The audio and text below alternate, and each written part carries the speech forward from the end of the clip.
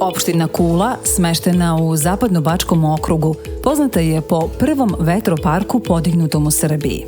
Tehnička škola Mihajlo Pupin iz Kule prva je srednja škola u Srbiji koja je pokrenula novi smer i školuje đake, buduće elektrotehničare obnovljivih izvora energije. Odnedavno u Kuli je uz podršku projekta Bolja energija Američke agencije za međunarodni razvoj USAID otvoren prvi energetski infocentar u Srbiji. Opštini Kula već nekoliko godina unazad energetska efikasnost i ekologija su u fokusu. I upravo kroz to naše strateško opredeljenje i nametnula se saradnja sa USAID-om i saradnja i u ovome projektu.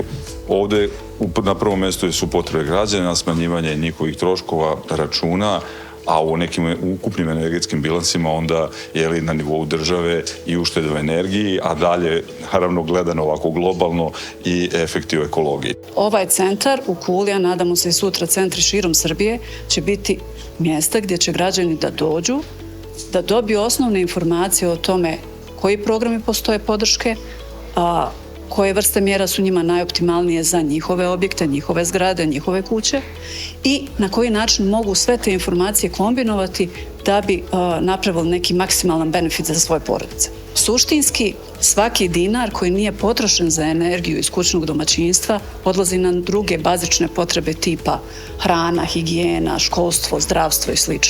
I to je suština energetske efikasnosti. Projekat Bolja energija razvio je i set digitalnih alata sa ciljem da pomogne građanima da na jednostavan način dođu do energetske i finansijske analize svojih kuća i zgrada i donesu informisanu odluku o tome koje su mere energetske efikasnosti ili paketi mera najbolji za njih. Bilo da je u pitanju zamena stolarije, postavljanje termoizolacije zidova, izbor sistema za grejanje i hlađenje ili izgradnje mini solarnih elektrana. Ovi kalkulatori računaju potrebne investicije, uštede i najoptimalniji način finansiranja sa procenom povrata same investicije. Mi smo se opredijelili da radimo ovakav vid softvera, odnosno ovakav alat za podršku građanima, zato što ne postoji tako nešto, ne samo u Srbiji, već generalno u regiji, zato što do sada uglavnom su alati bili bazirani za podršku javnom sektoru, te za podršku izradi strateških dokumenata. Nikako za podršku građanima koji zapravo nemaju informacije, nisu adekvatne struke i ne mogu tek tako donijeti odluke.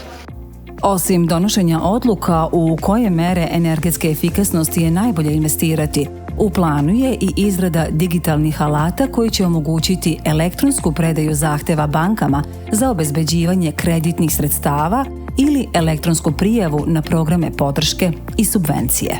Uz pametne investicije, koje u ovom slučaju podržava i država kroz subvencije, i komercijalne banke polako kreću sa finansiranjem. Ako postoji mehanizam održivog finansiranja koji vam pomaže u tome, vi to nećete osjetiti. Da su građani zainteresovani za mere energetske efikasnosti pokazuje sve veći broj prijava za subvencije tokom prethodne 2 godine, ali i građani koji su posetili energetski infocentar na sam dan otvaranja. Dobio sam subvencije od Ministarstva za energetiku, za gasni kotao, ugradio sam i mnogo mi je pomoglo to. Došao sam da se raspitam i za ove panele, da vidim kakvi su uslovi, koja će biti ušteda i da smanjimo tu električnu energiju.